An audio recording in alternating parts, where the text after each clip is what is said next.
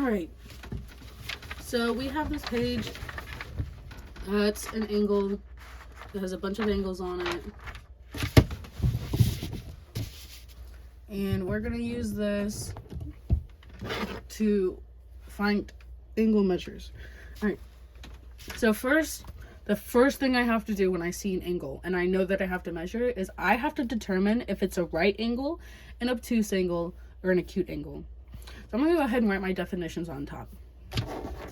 So we know that an acute angle is less than 90 degrees. Can you see that? Yeah. We know an obtuse angle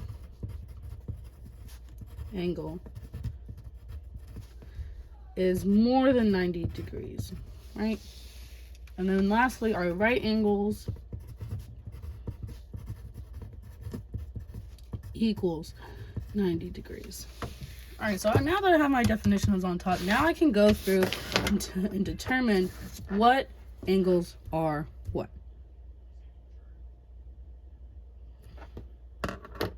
Okay. So I'm going to take my right angle template. I'm sorry, my camera's a little messed up. Okay. All right, so I'm going to take my right angle template, which again is just a folded piece of paper that has a right angle in the corner. And I showed it by drawing a box so you can see it work. All right. So I'm going to take this. I'm going to put it in the corner of my first angle. Now, it doesn't go on the out. I don't put my angle like this. I don't put it on the outside. It has to go on the inside. So I'm labeling my point along my vertex, which is the corner of our angle, and I see that this line lines up because you have to have at least one of the lines lined up with this. Now, when I look at the other side, I see that my other line, it doesn't touch this. So if it's smaller than this 90-degree angle, therefore it's an acute angle. All right, now I'm going to take it and I'm going to put my corner to my vertex, which is right here. Line it up with one of the bottom line. And so now I can see that this side touches our right angle template, but when we look at this side, it does not. But this time we can see our line still. So if this makes this angle more than this right angle, so therefore it's an obtuse angle because it's more than this 90 degrees. So I'm going to put obtuse.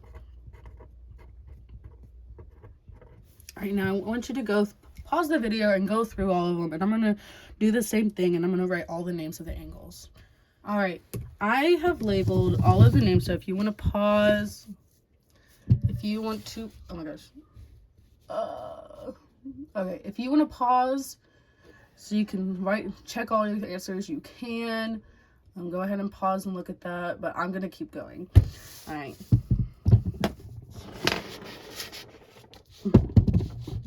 All right. As you can tell, I'm not used to making videos. Anyway, so for this page, you will need a protractor. You can buy it at your local Dollar Tree. You can buy it at Walmart, Target, wherever your local store is that sells anything office, school related. You can get a protractor. Sometimes they'll come in a kit with like a drawing tool, but honestly, you just need a protractor if you can find just a protractor. But if you find the set, that's cool too. Mine came in a set, but all right. Now, what we're gonna do is we're gonna take this protractor. Do you see the hole right in the middle where it says 3 right there?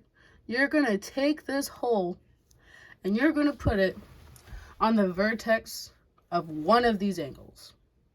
I'm going to do this angle since it's right in the middle. And then you see this baseline right here? This is our baseline that has to line up with the bottom of our angle.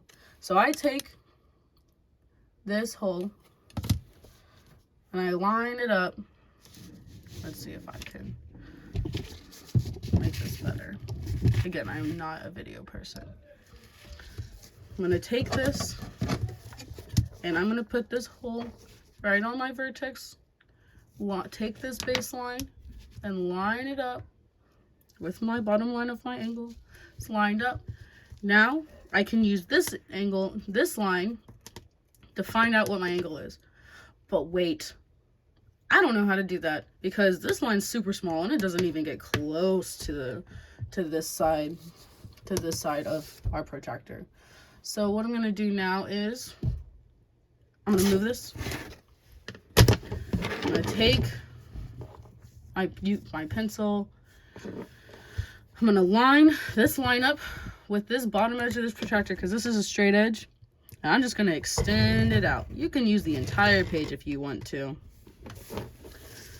You can also extend this. This is not necessary if this is your bottom line. You don't have to do this, but we're gonna do it anyway just in case you want to. Now, my angle has now been extended. I now have longer lines that I can use to measure with this protractor without being confused. All right, so hole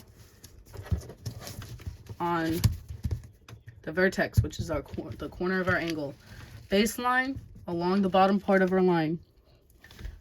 All right, now I can follow. Let's see. I can follow this line all the way up to our measures. So one of our measures, if you can see, says 160. And then the other one is 20. So it goes up this way, or down this way, down this way. But right now we just know that it says 160 and 20. So we're gonna go ahead and write that. Let me move this back over here.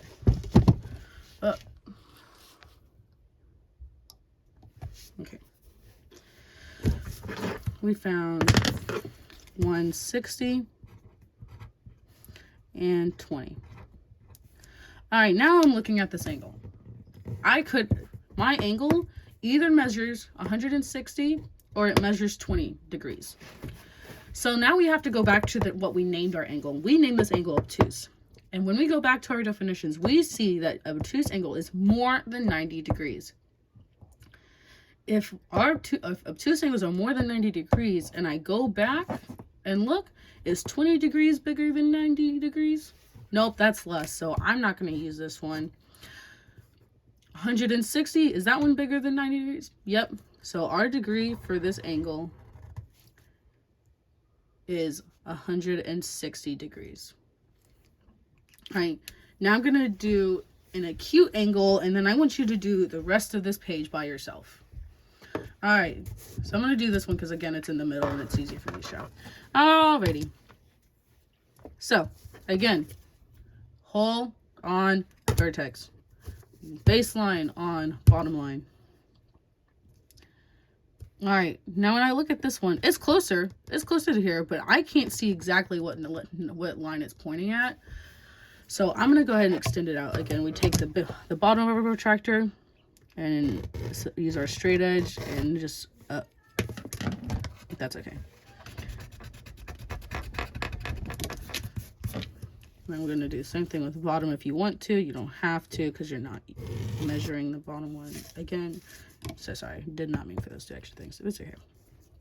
All right, so now I'm lining my vertex up with the hole, lining the baseline up with the bottom line. Now I'm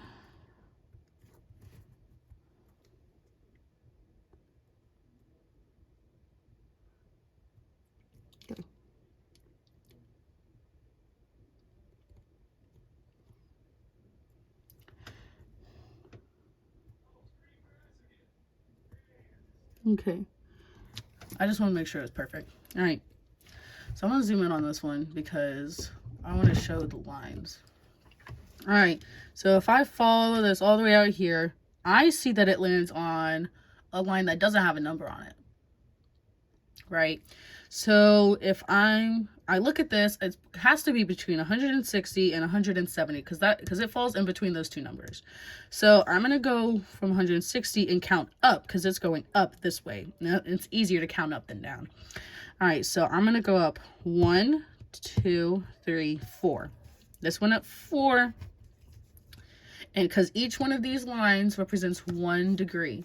So if I go up 4 from 160, I have 164 degrees. All right, now let's look at the bottom one. So I have 20 and 10. You can't see the 10 because, well, you can't see the 10, but it's on this black line. So that means it's going up this way. So I can count up from this way.